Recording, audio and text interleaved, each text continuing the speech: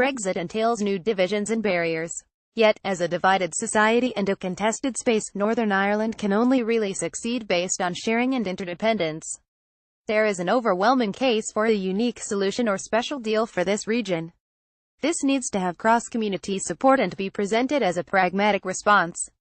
However, Brexit is increasingly viewed through the lens of identity politics, with unionists insisting on a one-size-fits-all Brexit for the UK as a whole, and some nationalists portraying any special deal or status as a stepping stone to a united Ireland.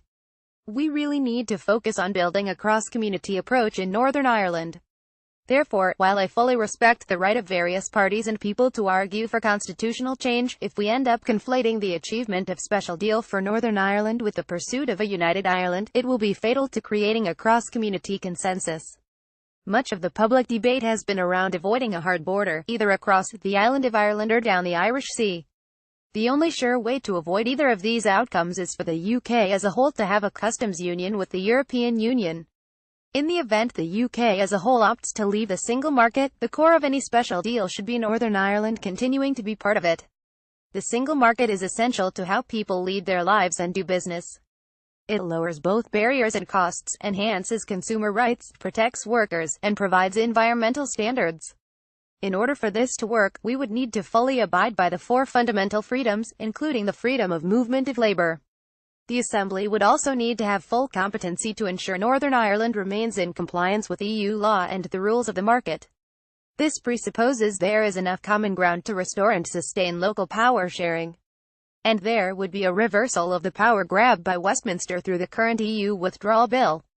The EU and UK single markets are not mutually exclusive. Northern Ireland would adhere to a higher set of regulatory standards than the rest of the UK. But the implications of this would not be as stark as it may seem. Crucially, it would not entail any physical border. The rest of the UK may choose for good reasons to maintain European standards anyway in many respects, and individual companies may determine that it is their own self-interest to do so.